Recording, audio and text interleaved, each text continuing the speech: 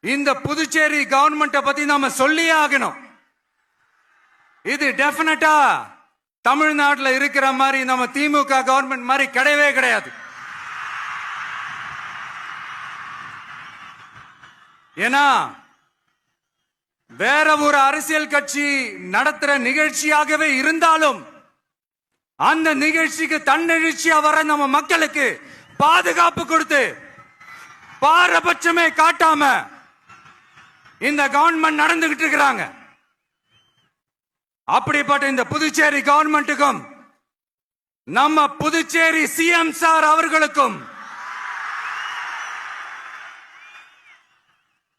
இந்த நேரத்தில் என்னுடைய மனப்பூர்வமான நன்றிகளை தெரிவிச்சுக்கிறேன். இத பார்த்தாவது தமிழ்நாட்டில் இருக்கிற அந்த திமுக கவர்மெண்ட் கத்துக்கிட்டா நல்லா இருக்கும்.